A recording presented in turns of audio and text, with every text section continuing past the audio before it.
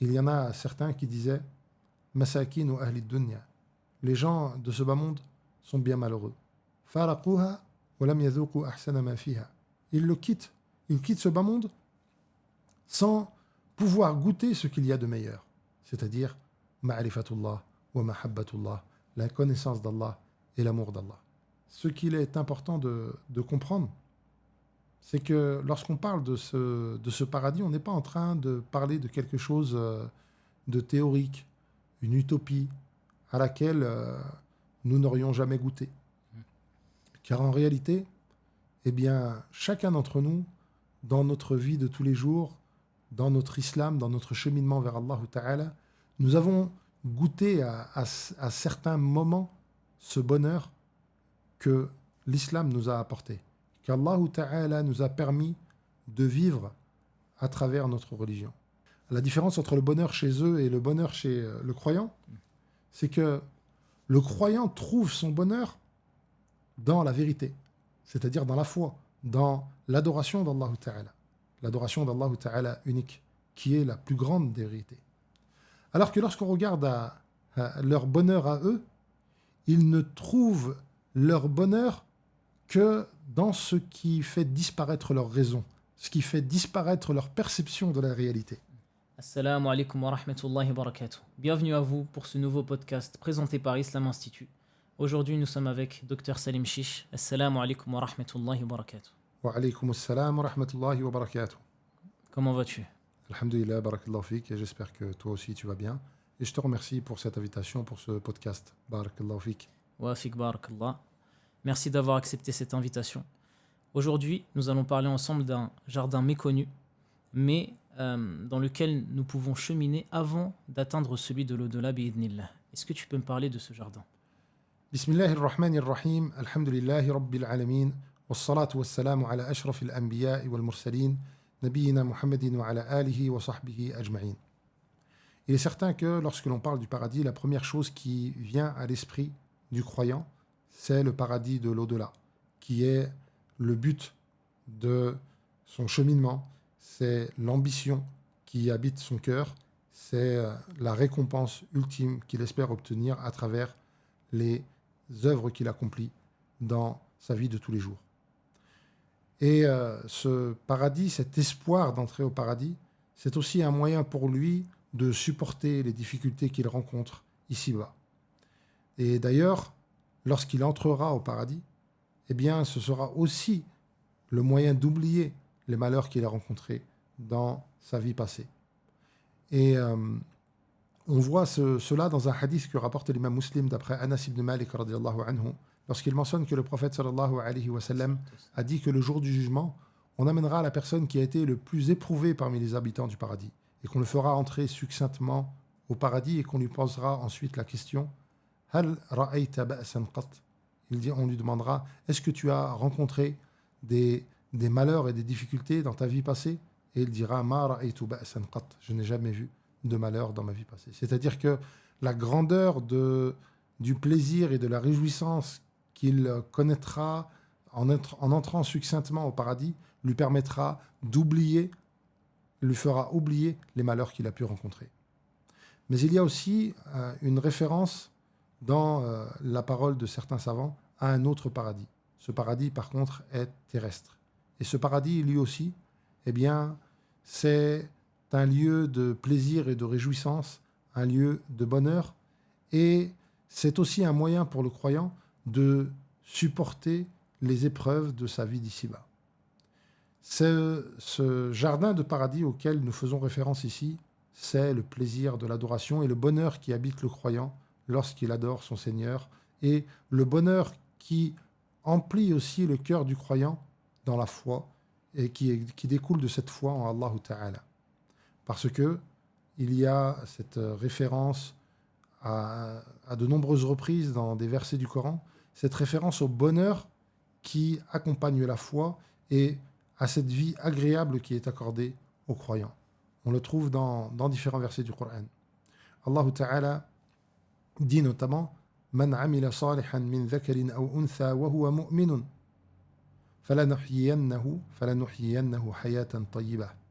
Celui qui fait des bonnes œuvres parmi les hommes ou les femmes et qui est croyant, eh bien nous lui accorderons une vie agréable. Il y a donc une référence à un bonheur préalable et avant celui du bonheur ultime qui est le bonheur du paradis. On trouve aussi, et ensuite Allah Ta'ala dans ce verset dit وَلَنَجْزِيَنَّهُمْ أَجْرَهُمْ بِأَحْسَنِ مَا كَانُوا يَعْمَلُونَ, et on leur accordera en plus de cela une récompense selon les meilleures œuvres qu'ils accomplissaient. On a donc ici une récompense première dans ce bas monde qui est le bonheur et la vie heureuse, et une récompense dans l'au-delà qui est la récompense du paradis qu'Allah Ta'ala accordera aux croyants. On la trouve aussi dans d'autres versets, lorsqu'Allah Ta'ala par exemple dit « Innal abrara la fi na'im ». Ici, dans ce verset, Allah Ta'ala mentionne que les pieux seront dans un grand plaisir, dans un grand bienfait, dans une grande réjouissance.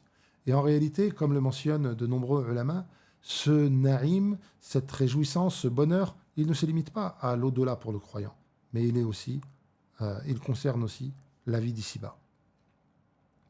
Parmi les versets aussi qui font référence à cette vie agréable, à ce bonheur du croyant et qui accompagne la foi, il y a aussi ce verset dans Surat An-Nahl, lorsqu'Allah Ta'ala dit وَالَّذِينَ هَاجَرُوا فِي اللَّهِ مِنْ بَعْدِ مَا ظُلِمُوا لَنُبَوِّئَنَّهُمْ فِي الدُّنْيَا حَسَنًا. Et ceux qui émigrent pour Allah Ta'ala après avoir été oppressés, eh bien nous leur accorderons une place agréable et une vie agréable. On le voit aussi dans un autre verset, dans Surat Az-Zumar, lorsqu'Allah Ta'ala dit لِلَّذِينَ أَحْسَنُوا فِي هَذِهِ الدُّنْيَا حَسَنًا. Et ceux qui ont fait le bien dans ce bas monde auront le bien. Allah Ta'ala leur accorderont le bien, et ce qui englobe aussi le bien de la vie agréable. Donc, il y a un bonheur inhérent à la foi. Il y a une réjouissance qui habite le cœur du croyant dans sa foi et dans son cheminement vers Allah Ta'ala et dans son adoration. Cette référence au bonheur et à ce paradis terrestre, on la trouve aussi dans différents hadiths du prophète sallallahu alayhi wa sallam, dans sa vie et dans ses paroles. Dans les paroles du prophète sallallahu alayhi wa sallam, on voit notamment que le messager d'Allah sallallahu alayhi wa sallam dit وَجُعِلَتْ قُرَّةُ عَيْنِي فِي الصَّلَاةِ, et ma réjouissance, mon plaisir, ma source de bonheur est dans la prière. La prière est la source du bonheur du prophète sallallahu alayhi wa sallam et sa source de réjouissance. Ce qui montre donc qu'il y a un plaisir et une joie qui accompagnent l'adoration et qu'éprouve le croyant lorsqu'il adore Allah Ta'ala. On le voit aussi dans la vie du prophète sallallahu alayhi wa sallam, lorsque le messager d'Allah sallallahu alayhi wa sallam priait jusqu'à ce que ses pieds enflent, comme le mentionne Aïcha radiallahu anha. Elle mentionne que le prophète sallallahu alayhi wa sallam kana yusalli hatta tatawarrama qadamah, il priait jusqu'à ce que ses pieds enflent. Et on demandait au messager d'Allah sallallahu alayhi wa sallam lima tatakallafu kulla dhalika wa qad ghafara Allahu laka ma taqaddama min dhanbika wa ma ta'akhkhar. Ô messager d'Allah, pourquoi t'imposes-tu tout cela alors qu'Allah Ta'ala t'a pardonné tes péchés passés et à venir? Le prophète sallallahu alayhi wa sallam leur répondait afala akunu abdan shakura, ne devrais-je pas être un serviteur reconnaissant? Et donc on voit que une telle adoration, une telle ferveur dans les actes et dans la prière, eh bien c'est forcément que cette prière est une source de bonheur et de joie, au point d'en oublier la douleur et la difficulté qu'il y a dans le fait de rester aussi longtemps en prière. Et on le trouve aussi dans d'autres paroles du prophète sallallahu alayhi wa sallam. Il est notamment mentionné que lorsque le prophète sallallahu alayhi wa sallam était dans des voyages difficiles et fatigants et éprouvants, eh bien le prophète sallallahu alayhi wa sallam disait à Bilal Ya Bilal, arihna bis salah. Ô Bilal, repose-nous par la prière. Et on voit ici que la prière est une source de repos, une source d'apaisement, et elle apaise face aux difficultés de la vie de tous les jours.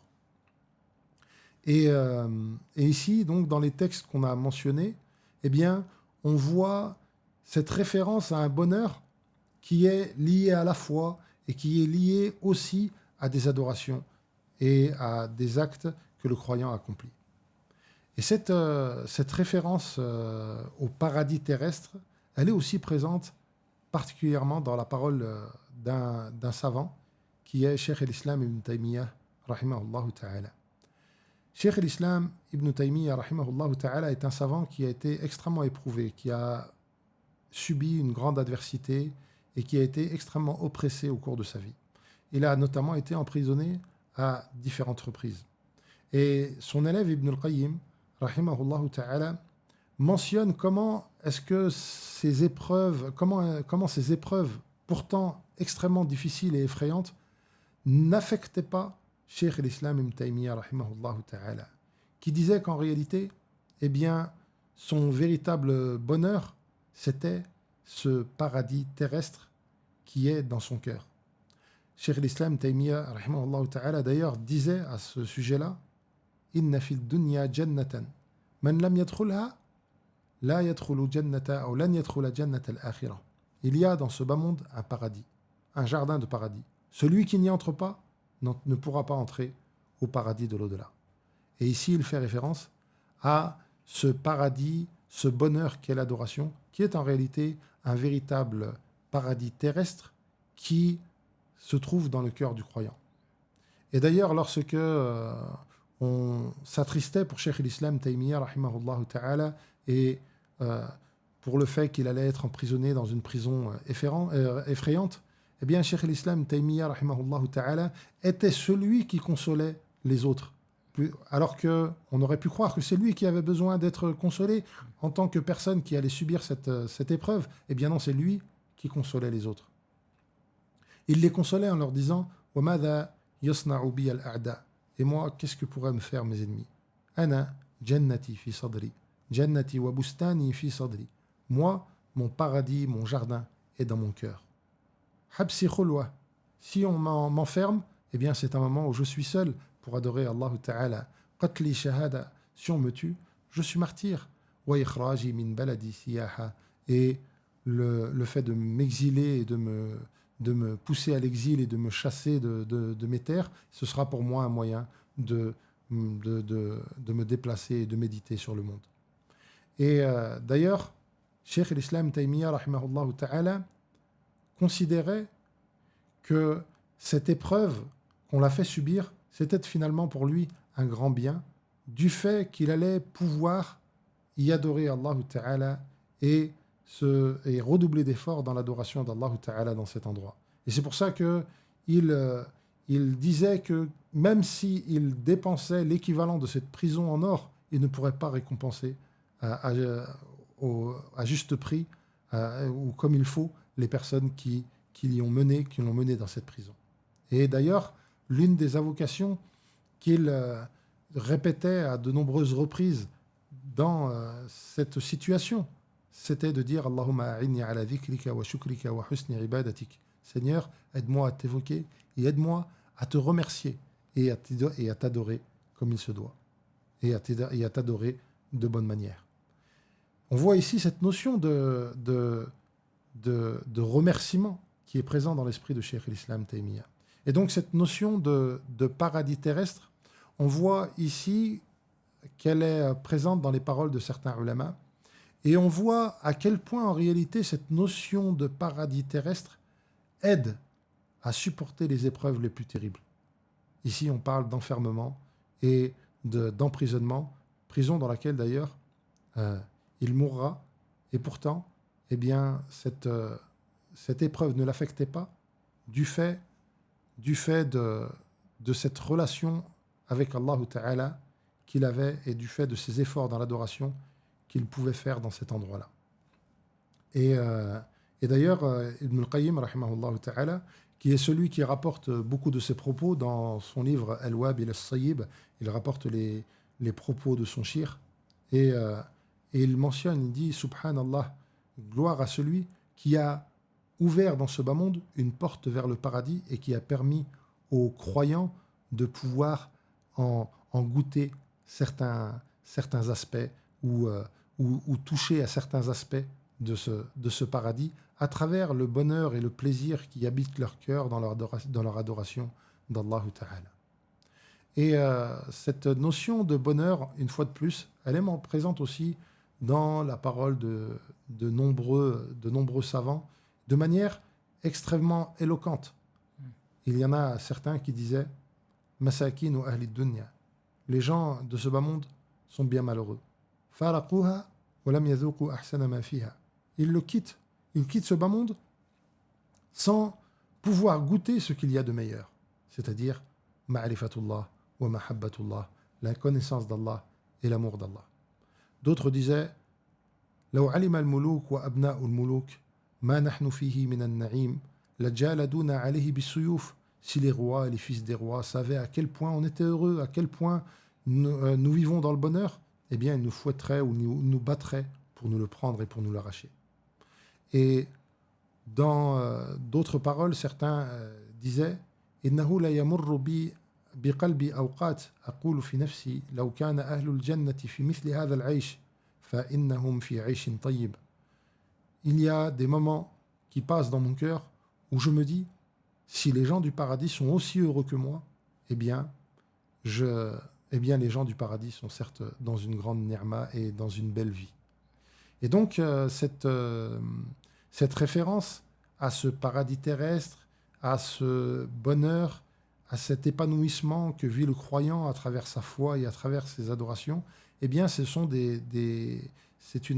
quelque chose de très présent, à la fois dans le Coran, à la fois dans les hadiths du prophète sallallahu alayhi wa sallam, et à la fois dans les paroles des anciens, des pieux prédécesseurs et des savants parmi les pieux prédécesseurs, et dans les paroles de certains ulama comme Cheikh l'Islam Taymiyyah rahimahullah ta'ala et Ibn al-Qayyim.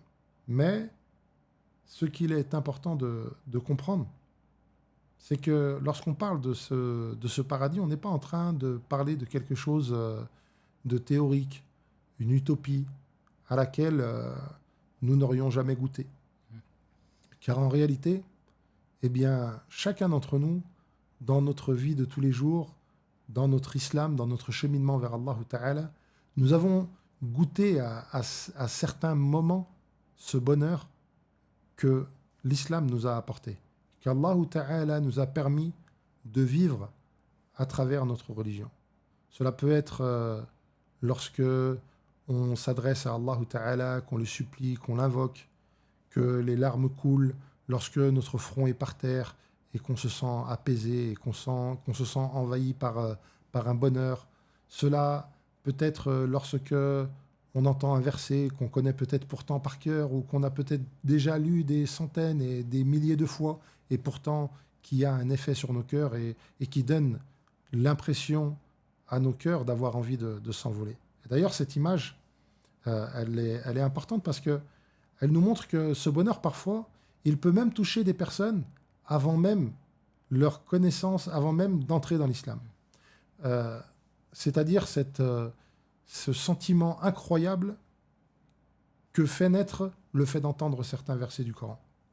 Et c'est pour cela que cela s'est mentionné dans un hadith que rapporte un compagnon qui n'était pas encore converti lors de la bataille de Badr et qui a été fait prisonnier. Et il mentionne que lorsqu'il a entendu le prophète sallallahu alayhi wa sallam à lire du Coran, eh bien, kada qalbi an yatir, mon cœur a failli s'envoler. Et donc, ici, on ne parle pas de quelque chose de théorique et que les gens ne connaissent pas. Non, on parle d'une chose dont la plupart d'entre nous, auquel la plupart d'entre nous avons déjà goûté. Il y a des personnes qui parlent de ce sentiment lorsqu'ils ont découvert l'islam, lorsqu'ils sont entrés dans l'islam, et il y a des personnes qui vivent cela lorsque ils accomplissent certaines prières, la prière la nuit, lorsqu'ils sont en prosternation. Mais on est en train de parler de choses qui sont bel et bien réelles et qui est un épanouissement duquel nous sommes témoins. Nous voyons bien que les croyants, malgré parfois les difficultés par lesquelles ils peuvent passer, eh bien, les croyants vivent un bonheur immense et une réjouissance immense qui est en réalité le véritable paradis sur terre. Avec tout ce que tu nous as cité précédemment, est-ce qu'il est concevable de penser que le musulman puisse être heureux et éprouvé ? Bien sûr, lorsque l'on parle de ce paradis terrestre, il n'implique pas que le croyant ne passe pas par des difficultés, par des épreuves, et qu'il ne connaisse pas l'adversité. Et cette adversité, elle est présente dans la vie du croyant. Et le prophète sallallahu alayhi wa sallam mentionne d'ailleurs que أشد الناس بلاء الأنبياء ثم الأمثل فالأمثل, les gens les plus éprouvés, ce sont les prophètes, puis les meilleurs d'entre eux, puis les meilleurs d'entre eux. Et donc, le croyant, malgré le fait qu'il ait une foi immense, eh bien, il peut être éprouvé et il peut connaître l'adversité et la difficulté. Et on le voit à travers la vie de grands compagnons qui n'ont connu que la difficulté et qui avaient donc de ce fait eh bien, une place particulière auprès des autres compagnons. Et on peut trouver ça aussi dans la vie du prophète sallallahu alayhi wa sallam lui-même. Et on peut s'arrêter notamment sur Surat Taha.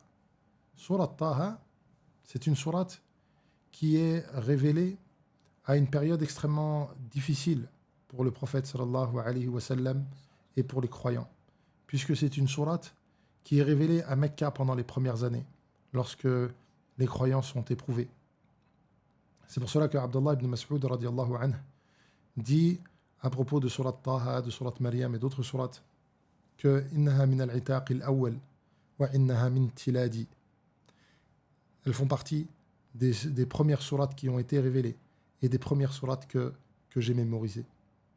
Et lorsqu'on peut regarder et trouver à travers Surat Taha le fait que le croyant connaît l'adversité et la difficulté dans sa vie de tous les jours lorsqu'il appelle à Allah Ta'ala. Et c'est pour ça qu'Allah Ta'ala dit Taha ma anzalna alayka al-Qur'ana litashqa. Taha, ce n'est pas pour que tu sois malheureux que nous t'avons révélé le Coran. Puisque cette révélation du Coran sur le prophète sallallahu alayhi wa sallam, eh bien, elle était accompagnée de nombreuses épreuves, de nombreuses difficultés.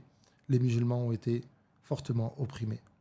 Mais Allah Ta'ala mentionne que ce n'est pas pour rendre le prophète sallallahu alayhi wa sallam malheureux que ce Coran lui a été révélé. Donc on voit ici que le croyant subit des épreuves.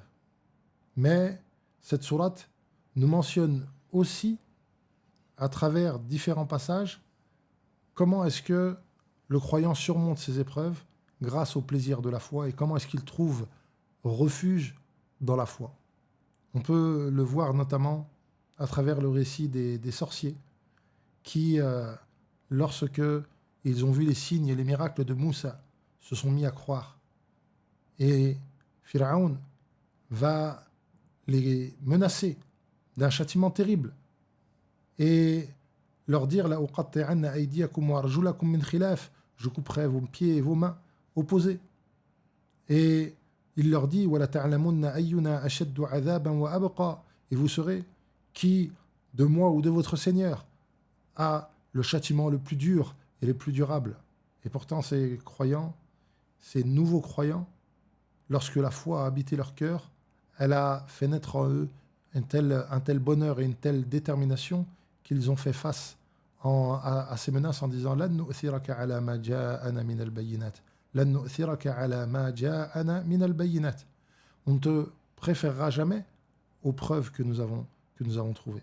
Et ça, cette histoire, elle montre, ce récit dans Surat Taha, elle montre comme quoi, effectivement, le croyant peut être éprouvé et trouver un immense bonheur et réconfort dans ses adorations et que cette adoration ou le réconfort de la foi l'aide à surmonter les épreuves les plus terribles. Cette référence aussi au bonheur et à la tristesse, on le trouve dans un autre récit de cette sourate, de Surat Taha, lorsque Allah Ta'ala ordonne à Adam et à son épouse de descendre du paradis, ce paradis dans lequel ils vivaient un bonheur immense. Et Allah Ta'ala dit قَالَ اهْبِطَا جَمِيعًا بَعْضُكُمْ لِبَعْضٍ عَدُوٌّ. Il leur dit descendez, ennemis les uns des autres. Puis Allah Ta'ala leur dit, après leur avoir ordonné de descendre de ce lieu de plaisir et de bonheur éternel, فَإِمَّا يَأْتِيَنَّكُمْ مِنِّي هُدًى فَمَنِ اتَّبَعَ هُدَايَ فَلَا يَضِلُّ وَلَا يَشْقَى. Il vous viendra certes de ma part un guide, une guidée, qui est ce rappel qu'Allah Ta'ala révèle. Et celui qui s'y attache, eh bien, il ne connaîtra pas de malheur il ne s'égarera pas et ne connaîtra pas le malheur. Et donc on voit encore une fois que dans le début de cette sourate, lorsqu'Allah Ta'ala dit Ma anzalna alayka al-Qur'an litashqa, nous ne t'avons pas révélé le Coran pour que tu sois malheureux. Eh bien ici, Allah Ta'ala mentionne que ce Coran est au contraire source de bonheur et que celui qui s'y attache, eh bien ne sera pas égaré et ne sera pas malheureux. Et Allah Ta'ala mentionne ensuite que celui qui se détourne de ce rappel, celui qui se détourne de ce Coran, eh bien celui-ci aura une vie pleine de gêne et une vie pleine de malheur. وَمَنْ أَعْرَضَ عَنْ ذِكْرِي فَإِنَّ لَهُ مَعِيشَةً ضَنْكًا. Et celui qui se détourne de mon rappel aura une vie pleine de gêne, une vie pleine de malheur et d'insatisfaction. وَنَحْشُرُهُ يَوْمَ الْقِيَامَةِ أَعْمَى. Et nous le ressusciterons le jour du jugement aveugle. قَالَ رَبِّ لِمَ حَشَرْتَنِي أَعْمَى وَقَدْ كُنْتُ بَصِيرًا. Il dira Seigneur, pourquoi m'as-tu ressuscité aveugle alors que j'étais clairvoyant? قال كذلك أتتك آياتنا فنسيتها وكذلك اليوم تنسى. C'est ainsi que nos versets te sont venus et que tu les as oubliés, et bien toi aussi aujourd'hui tu es oublié. Et en fait ici on voit une règle qu'il y a dans le Coran qui est al-jaza' min jins al-amal. La récompense est de la nature de l'acte commis. Lorsque cet homme a refusé de voir, Allah Ta'ala l'a rendu aveugle yawm al-qiyamah. Et donc, on voit ici que le Coran est une source de bonheur. Et celui qui s'y attache sera préservé du malheur.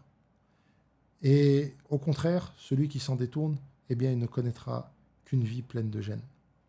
Et cette sourate se termine avec une recommandation pour consoler le croyant et pour consoler avant tout le prophète sallallahu alayhi wa sallam dans les épreuves qu'il subit et dans les attaques qu'il subit de la part de son peuple.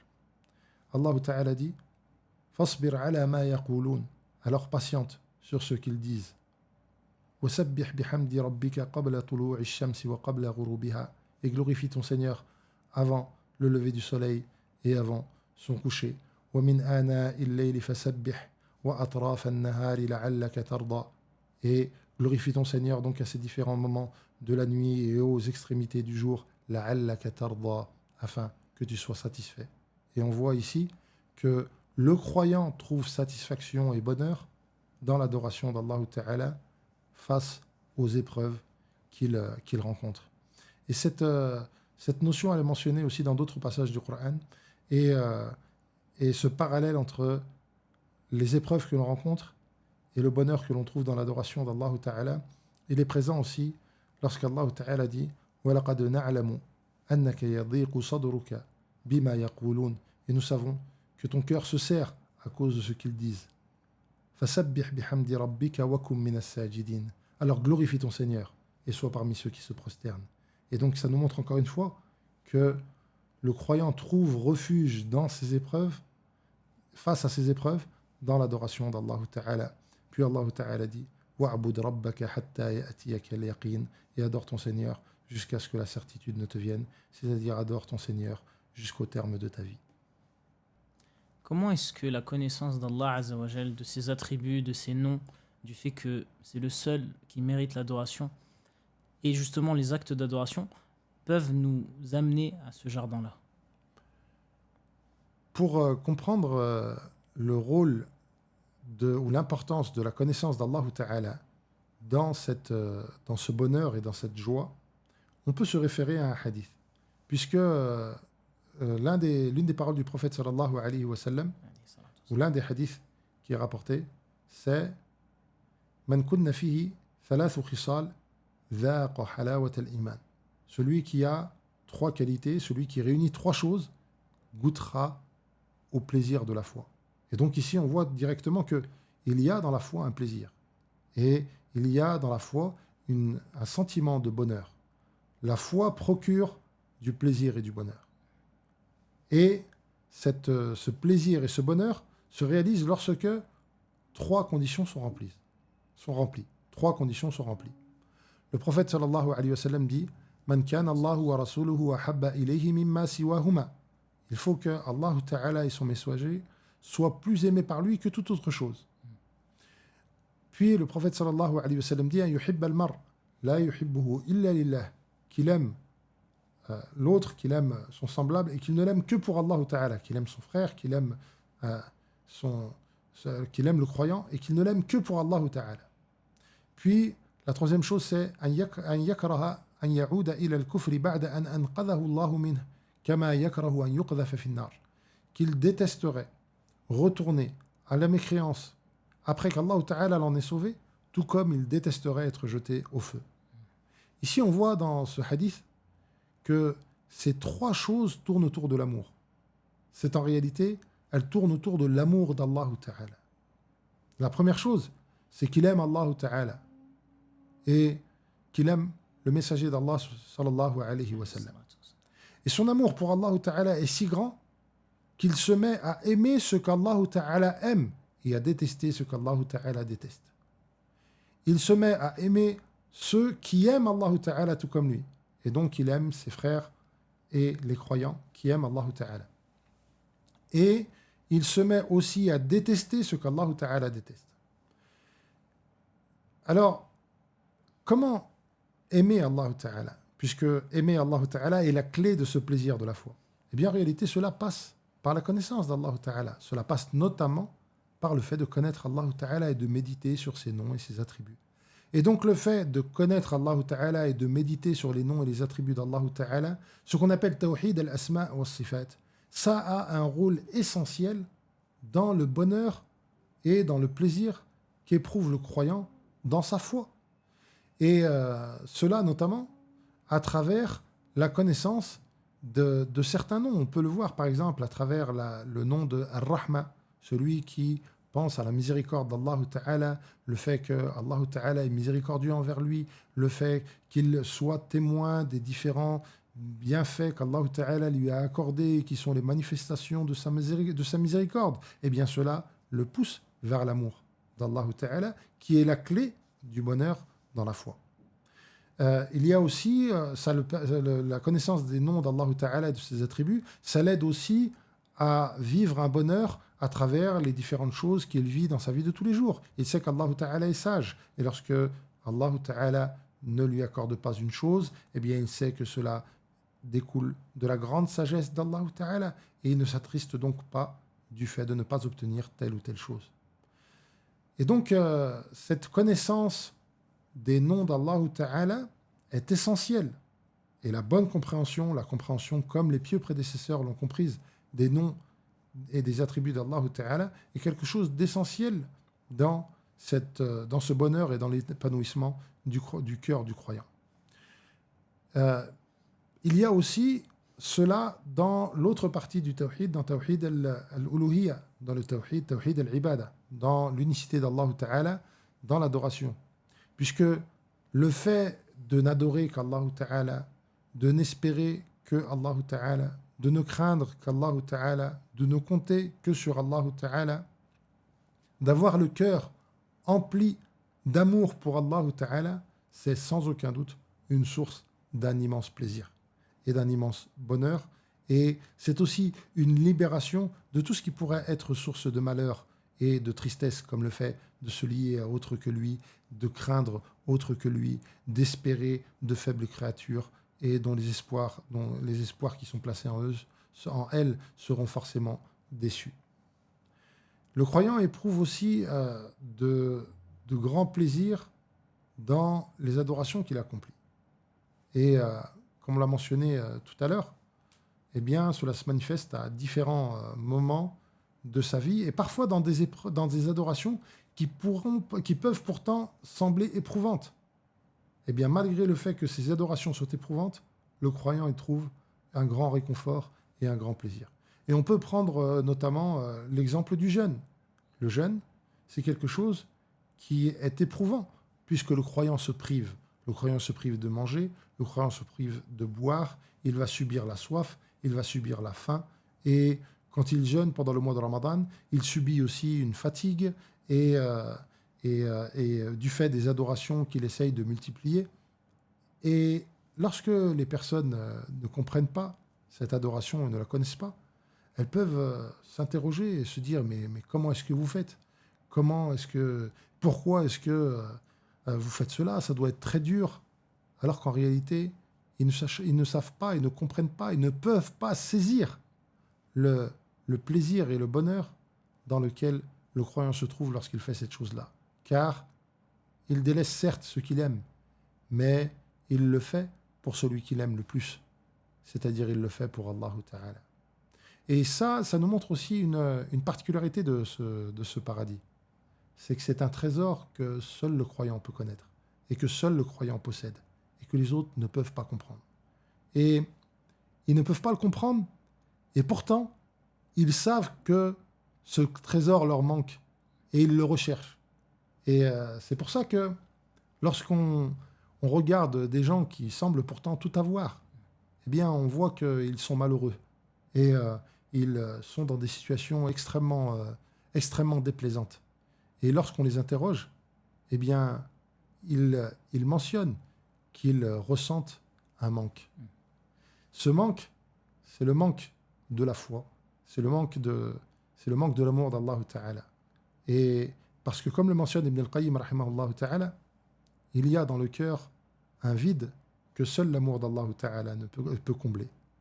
Et donc en fait, c'est un trésor et une faveur, c'est un paradis terrestre que souvent ils recherchent. Les plus heureux d'entre eux en sont conscients et donc ils le recherchent et Allah Ta'ala les guide parfois et ils trouvent enfin ce bonheur qu'ils cherchaient et ils s'apaisent. Et puis il y en a d'autres qui continuent d'errer et qui cherchent le bonheur. Et la différence avec le bonheur chez ces personnes-là, la différence entre le bonheur chez eux et le bonheur chez le croyant, c'est que le croyant trouve son bonheur dans la vérité, c'est-à-dire dans la foi, dans l'adoration d'Allah Ta'ala, l'adoration d'Allah Ta'ala unique, qui est la plus grande des vérités. Alors que lorsqu'on regarde à leur bonheur à eux, ils ne trouvent leur bonheur que dans ce qui fait disparaître leur raison, ce qui fait disparaître leur perception de la réalité. C'est pour cela que Cheikh l'Islam Taymiyyah rahimahullah ta'ala décrit cela dans son livre Iqtida as-Sirat al-Mustaqim. Il explique un verset de Surat al-Tawbah dans lequel Allah Ta'ala mentionne que les hypocrites ont un châtiment permanent. وَلَهُمْ عَذَابٌ مُقِيمٌ. Et il dit ici, muqim, permanent. C'est pas seulement le châtiment permanent qu'ils auront dans l'au-delà, mais c'est parce qu'en réalité, eux-mêmes, dans cette vie d'ici-bas, ils sont malheureux. Ils sont malheureux et ils ne font que d'errer. Et pour la plupart d'entre eux, ils ressentent ce manque et ce malheur. Et c'est pour ça, et jusqu'à présent c'est vrai, c'est pour ça qu'ils ne trouvent leur bonheur que dans ce qui fait disparaître leur raison, leur perception de cette vie sans sens qui est la leur. Ils ne trouvent ce bonheur, ils ne le trouvent que dans l'alcool qui leur fait perdre la raison, dans des substances qui leur fait perdre la raison, ou dans la musique qui leur fait perdre quelque part la raison en faisant naître une certaine folie chez ceux qui l'écoutent, ou dans d'autres situations qui en réalité ne sont que des choses qui premièrement font perdre la raison, mais qui ressemblent à cette ivresse qui fait disparaître la perception, mais qui en plus de cela laisse derrière elle des conséquences douloureuses, une certaine douleur, un certain dégoût, une certaine nausée. Et donc ça, c'est la différence entre ce bonheur que le croyant a et qui est un trésor et que seul lui connaît et qu'il parfois ne saurait même pas comment l'expliquer et comment mettre les mots sur ce bonheur qu'il vit. Mais il est bien réel et il le sait et il l'a vécu. Et lui aussi, il a son paradis dans son cœur. Le problème avec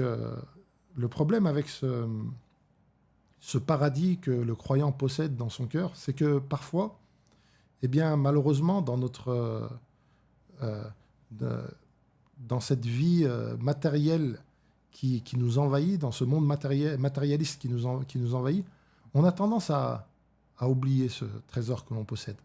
Et on a tendance à le délaisser et à se mettre à regarder le bonheur fictif et le bonheur factice que les autres ont, pensant que c'est dans la course après les richesses de ce bas monde qu'on va finir par être heureux. Et c'est la cause souvent de la chute, de la baisse de la foi, lorsque on abandonne ce paradis terrestre dans lequel nous nous trouvons et qu'on quitte cela à la recherche de choses éphémères et de choses factices qui sont montrées comme le bonheur, alors qu'en réalité ce ne sont que des sources de tristesse et de malheur. Dans notre religion, il y a cette notion de délaisser les péchés. Et parmi les choses qui poussent la personne à commettre ces péchés, eh bien, il y a les passions. Et les passions sont des choses que la personne aime faire. Comment est-ce que, en délaissant justement ses passions et en délaissant les péchés, eh bien, la personne peut justement goûter au plaisir de la foi? Tout à l'heure, on a parlé du plaisir de la foi dans certains actes, dans des actes spirituels comme la prière, comme l'invocation. Mais en réalité, ce bonheur et ce plaisir, il ne se limite pas à des actes que l'on fait. Il se limite aussi à des choses que l'on abandonne, des choses que l'on délaisse. Et donc, en réalité, dans ce qui peut sembler pourtant être une privation, eh bien le croyant finalement éprouve aussi un grand plaisir et un grand bonheur. C'est-à-dire que lorsque le croyant délaisse une chose qu'il aime, mais qu'il la délaisse parce qu'Allah Ta'ala l'a interdit, une chose dans laquelle il aurait pu trouver un plaisir, mais qu'il va délaisser parce que Allah Ta'ala, qu'il aime plus que tout, lui a interdit de le faire, eh bien il va trouver dans le délaissement de ce plaisir un plaisir qui est bien plus grand et bien plus véritable que le plaisir de ce qu'il a délaissé. Et pour illustrer cela, on peut s'arrêter sur Surat Yusuf et le récit de Yusuf alayhi salam, dans lequel il est mentionné que la femme chez qui il vivait a essayé de le faire succomber à la tentation. Et dans Yusuf alayhi salam n'ayant pas succombé à cette tentation, eh bien, il va subir des menaces. On va le menacer de l'emprisonner.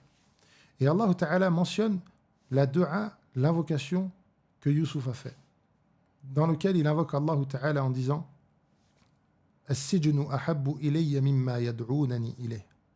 La prison est préférable pour moi que la chose à laquelle il m'appelle.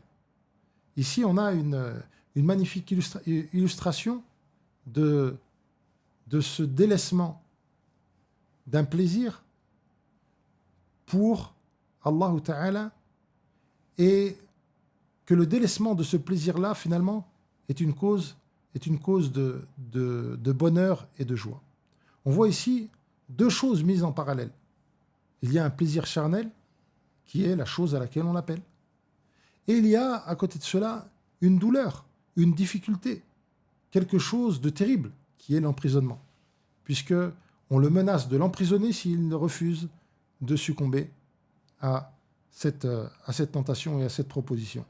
Et pourtant, Yusuf alayhi salam dit قال رب السجن أحب إلي مما يدعونني إليه. Seigneur, je préfère la prison à la chose à laquelle il m'appelle. On voit ici donc que même si cette chose est douloureuse, du moment où elle nous permet de fuir ce qu'Allah Ta'ala déteste, eh bien, c'est cette chose-là qu'on se met à aimer. Et donc, il y a dans le délaissement du péché aussi un plaisir et une joie et une source de bonheur que trouve le croyant et qui le pousse à obéir à Allah Ta'ala et à délaisser ce qu'Allah Ta'ala a interdit. Et cela, au-delà même du bonheur que procure la satisfaction personnelle de ne pas avoir succombé à son ennemi et de ne pas s'être laissé vaincre par Satan et par ceux qui nous appellent au péché. Et donc oui, même dans le délaissement du péché, il y a un immense bonheur et un immense plaisir et une immense réjouissance préalable à celle qui attend le croyant dans l'au-delà et qui est la réjouissance ultime, celle du paradis. J'aimerais revenir sur cette notion de bonheur. Comment est-ce que le musulman doit déterminer le bonheur? Et qu'est-ce que le bonheur chez le non-croyant? Quelle est la différence entre les deux et comment doit se placer le musulman par rapport à cela? En réalité, il y a souvent une mauvaise compréhension du bonheur chez les personnes de notre époque. Et lorsque les personnes s'imaginent le bonheur, eh bien, ils s'imaginent tout de suite un bonheur fait de matériel. Mais en réalité, limiter le bonheur à cette chose-là, c'est une erreur. Il se peut que le croyant vive dans la pauvreté. Lorsqu'on dit que la foi te rend heureux, cela ne veut pas forcément dire que la foi t'enrichira, que la foi te permettra d'obtenir telle et telle chose de ce bas monde. Non, le bonheur duquel nous parlons, c'est d'un bonheur qui est bien plus véritable, bien plus vrai, bien plus durable, bien plus profond, et qui est celui qu'il connaît à travers la foi, et c'est cette joie qui envahit son cœur lorsqu'il adore son Seigneur. Et donc, malheureusement, certaines personnes, lorsque on leur dit que l'islam est source, ou que la foi est source de joie et de réconfort, eh bien, ils interprètent cela directement par une forme de bonheur qu'on leur a inventé et qui est factice une fois de plus, et qui est ce bonheur éphémère et matériel, et qui est d'ailleurs lui-même souvent cause de tristesse, de malheur et de problèmes pour celui qui l'acquiert. Donc quand on parle de bonheur, on parle de quelque chose de bien plus grand. Le paradis terrestre dont nous parlons maintenant, c'est ce sentiment de joie, de quiétude, d'épanouissement que ressent le croyant dans sa foi. Il est possible que ce bonheur qu'on a en faisant les adorations, eh bien, il disparaisse de notre cœur. Quelle est la raison qui fait que, justement, on ne ressent plus ce plaisir? Comme tu l'as mentionné, ce plaisir, ce n'est pas forcément quelque chose que le croyant ressent avec la même intensité dans chaque adoration qu'il accomplit. Et puis, parfois, il y a aussi des baisses de foi par lesquelles le croyant passe et qui le mènent vers le fait de perdre ce plaisir. Parfois de le perdre partiellement, parfois de le perdre pendant une période donnée. Et c'est souvent, d'ailleurs, pour les personnes qui le vivent, une source de grands regrets. Et ils se rappellent de ces joies et de ces bonheurs qui les habitaient lorsque ils avaient accompli telle adoration à telle époque. Et aujourd'hui, il ressent que son cœur a durci et qu'il a perdu ce plaisir. Et en réalité, la perte de ce plaisir, elle a différentes causes. Elle a différentes causes. Parmi les causes de cette perte de plaisir dans une adoration, eh bien, parfois, il y a des causes qui sont liées à l'adoration elle-même qu'on accomplit. On peut se poser la question, pourquoi n'ai-je pas ressenti de plaisir dans ma prière? Pourquoi n'ai-je pas ressenti de plaisir dans telle ou telle adoration? Eh bien, souvent, comme le mentionne Cheikh l'Islam Taymiyyah, rahimahullah ta'ala, c'est dû à des manques dans cette adoration elle-même. Cheikh l'Islam Taymiyyah, rahimahullah ta'ala, disait à son élève Ibn al-Qayyim, si tu fais une adoration et que tu n'y trouves pas de plaisir, fattahimhu, alors remets-la en question. Dis-toi que cette adoration n'a pas été accomplie comme il se doit. Fa inna ar-rabb ta'ala shakur, car Allah ta'ala est reconnaissant. Qu'est-ce qu'il entend par parce qu'Allah Ta'ala est reconnaissant? Eh bien, parce que Allah Ta'ala te récompense pour tes adorations. Et la première récompense qu'Allah Ta'ala te donne, c'est justement ce plaisir et ce bonheur que tu y éprouves. Et lorsque tu n'y éprouves pas de plaisir ou de bonheur et d'épanouissement dans ton adoration, c'est que ton adoration n'a pas été faite comme il se doit. Car, dans le cas contraire, Allah Ta'ala t'en aurait récompensé. Et donc la première remise en question qu'il doit y avoir lorsqu'il s'agit d'une adoration particulière, c'est de se dire, je n'ai pas fait cette adoration comme il se doit. Je n'ai pas fait preuve d'assez de quiétude, d'assez de recueillement dans ma prière. Je n'ai pas assez médité les versets du Coran lorsqu'ils étaient récités. Et ce genre d'interrogation qui pousse le croyant à se remettre en question. Parmi les causes aussi, et qui sont ici par contre des causes plus générales, qui sont des causes plus générales dans la vie du croyant, il y a le fait qu'il y a les péchés. Les péchés sont cause de noircir le cœur et d'assombrir le cœur. Allah Ta'ala dit dans le Coran, Kalla bal rana ala qulubihim ma kanu yaksibun. Non, leurs cœurs ont été voilés à cause de ce qu'ils avaient commis. Et donc, le fait que le cœur soit rempli de ténèbres, eh bien, c'est dû aussi aux actes que nous avons commis et aux péchés que nous avons commis. Et donc, la remise en question ici, elle doit être le fait de passer par le repentir et par le fait d'implorer le pardon d'Allah Ta'ala pour les péchés.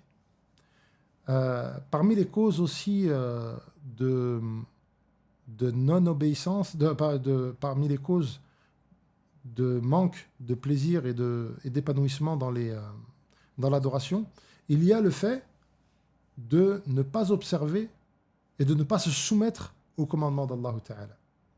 On le voit dans Surat al-Baqarah.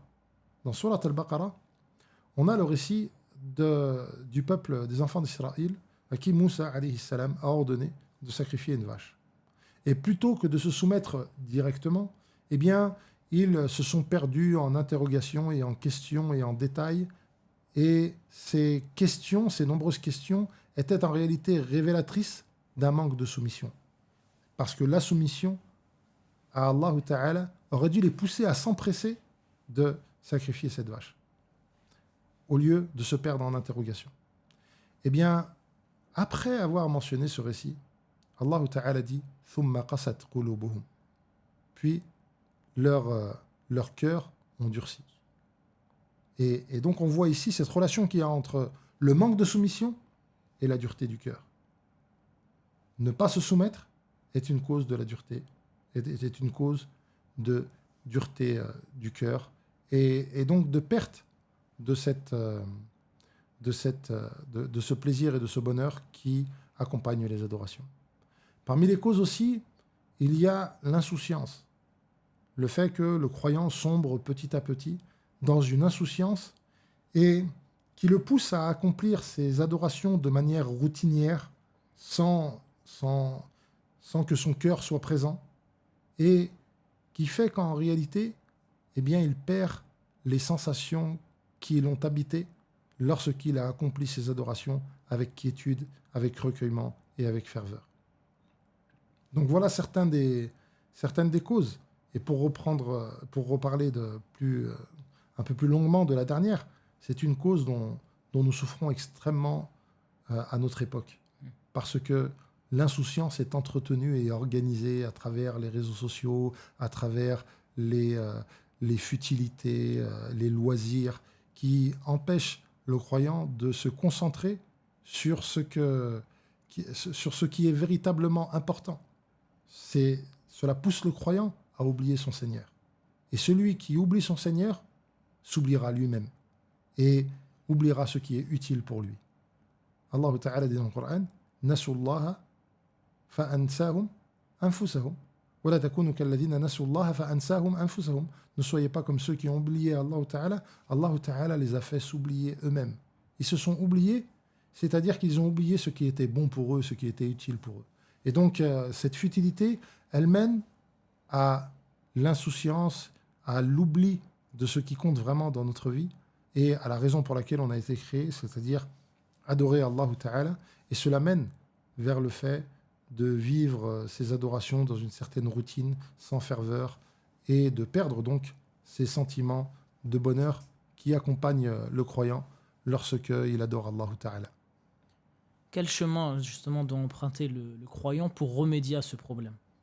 Pour remédier à ce problème, on peut citer une réponse donnée par Cheikh l'Islam Taymiyyah rahimahullah ta'ala, à un homme qui justement exprime en quelque sorte sa détresse et ses difficultés à travers le fait qu'il a beau essayer de tenter d'accomplir des adorations, il a beau essayer de tenter de renouer avec ces choses, eh bien il n'y arrive pas. À chaque fois, il est vaincu par la paresse.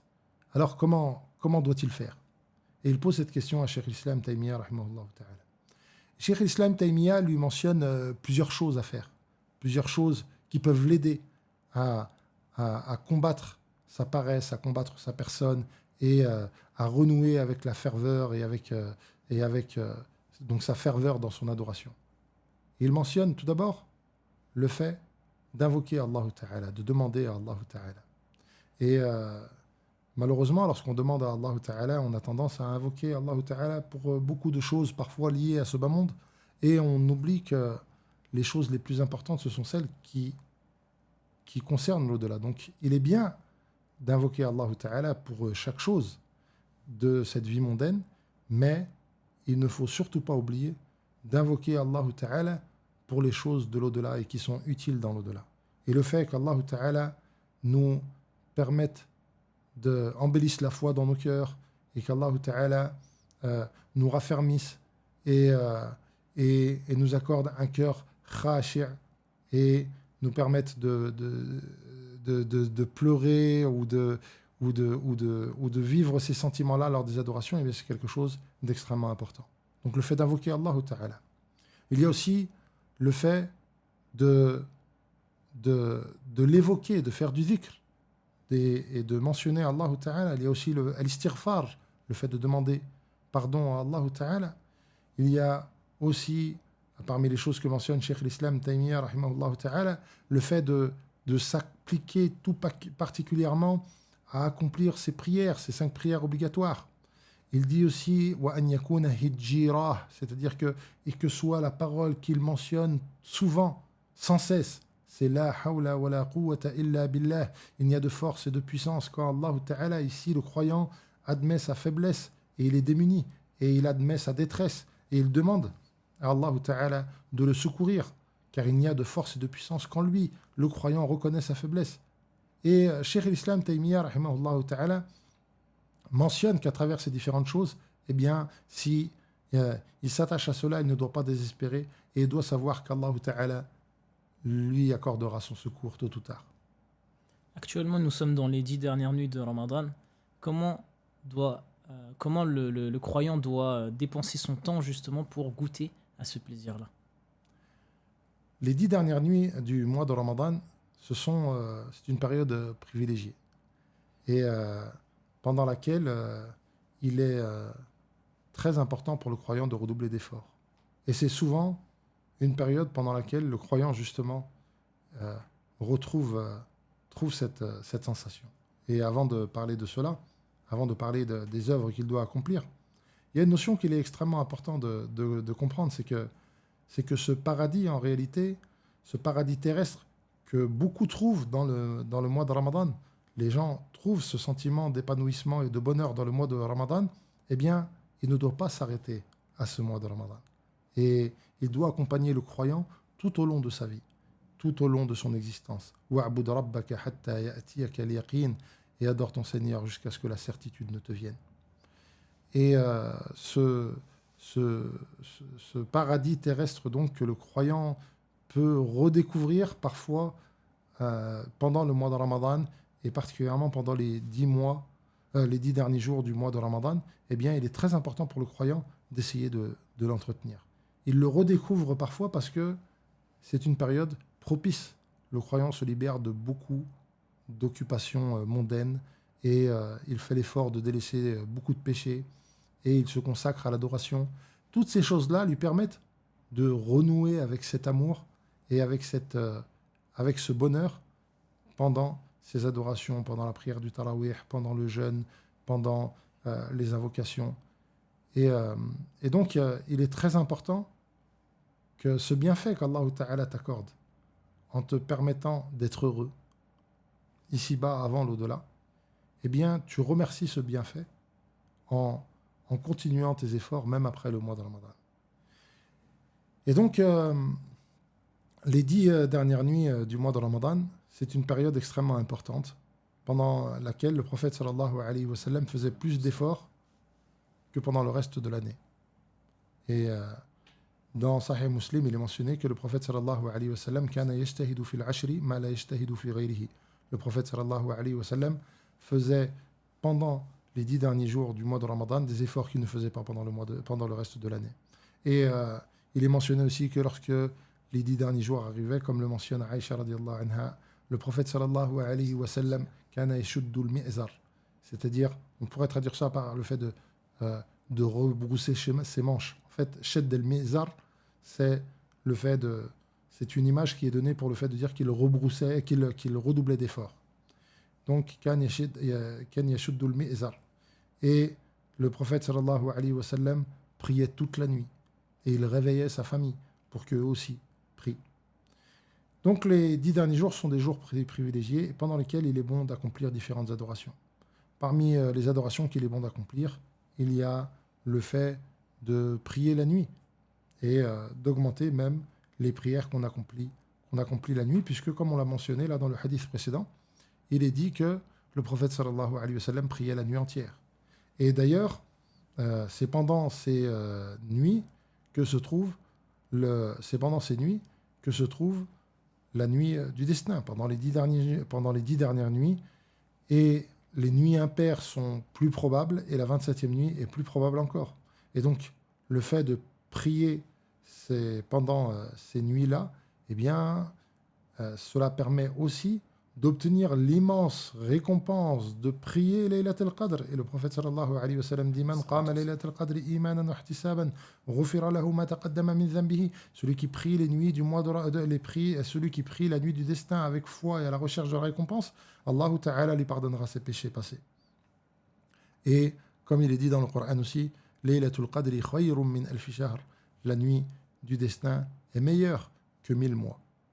Et donc, l'une des choses particulières sur lesquelles le croyant doit redoubler d'efforts, c'est la prière et la prière de la nuit, comme la prière du Tarawih.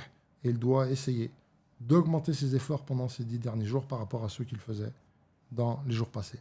Il doit aussi augmenter ses efforts dans la lecture du Coran, puisque la lecture du Coran, comme nous l'avons mentionné la dernière fois, c'est une adoration extrêmement importante et qui est liée au mois de Ramadan. Et beaucoup de pieux prédécesseurs redoublaient d'efforts pendant les 10 derniers jours. Il y en avait même qui lisaient le Coran chaque jour, qui terminaient le Coran chaque jour pendant les 10 derniers jours du mois de Ramadan. Parmi les œuvres aussi qu'il est bon d'accomplir, il y a les aumônes et la générosité. Parmi les œuvres aussi qui est particulièrement bon aussi d'accomplir pendant cette période, il y a les invocations, ad-du'a. Et d'ailleurs, Aïcha radiallahu anha mentionne cela dans un hadith lorsqu'elle interroge le prophète sallallahu alayhi wa sallam en lui disant: Ya Rasulallah, si je trouve la nuit du destin, alors que dois-je faire?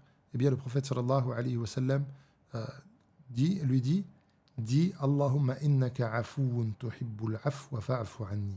Seigneur, tu es celui qui pardonne et tu aimes pardonner, alors pardonne-moi. Et ici, on y voit l'importance de la vocation, notamment pendant ces nuits.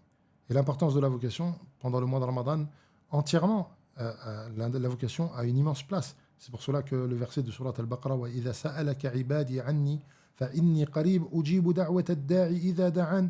Et si mes serviteurs t'interrogent à propos de moi, alors je suis proche, je réponds à la vocation de celui qui m'invoque. Eh bien, ce verset se trouve entre les versets qui parlent du jeûne, pour montrer la relation qu'il y a entre cette adoration et entre ces deux adorations qui sont le jeûne du mois de Ramadan et la vocation. Donc voilà certaines des œuvres sur lesquelles il est très important de mettre l'accent pendant cette période.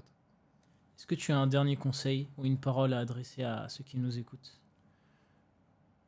Le dernier conseil, le conseil que je fais toujours en commençant par ma propre personne, je conseille à ma propre personne et à ceux qui nous écoutent, c'est pour ceux qui ont trouvé, alhamdulillah, ce plaisir et ce bonheur et ce paradis terrestre dans leurs adorations, alors qu'ils comprennent et qu'ils saisissent l'étendue de ce bienfait qu'Allah Ta'ala leur a donné et la valeur de ce don qu'ils possèdent et qu'ils y restent fermement attachés et qu'ils fassent tout pour le garder et pour s'y attacher fermement et qu'ils invoquent Allah Ta'ala, invoquer Allah Ta'ala pour qu'Allah Ta'ala leur permette leur permettent de le garder.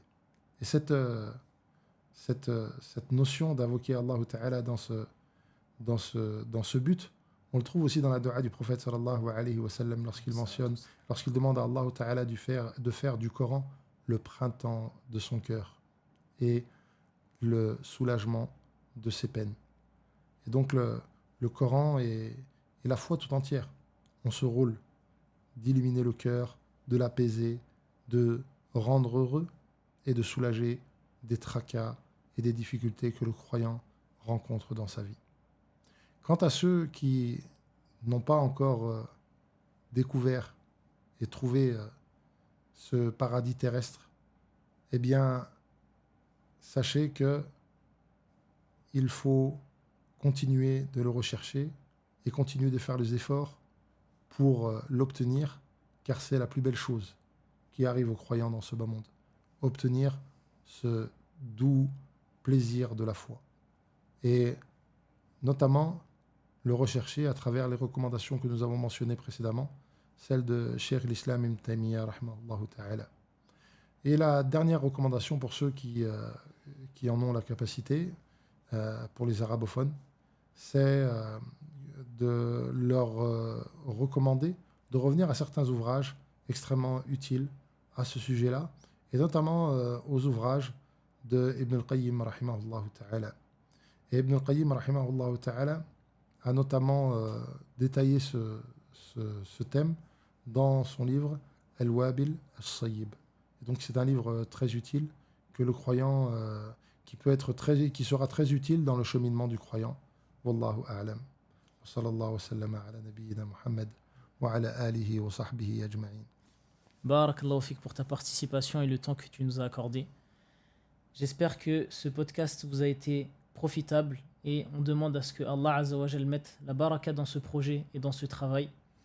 Barakallahu fikum. Wassalamu alaikum wa rahmatullahi wa barakatuh. أسرد خيولك يا أخا الإيمان وانهض لبعث العلم في الأوطان فالعلم ميراث الرسول أمانة فاز الحفيظ لإرثه الرباني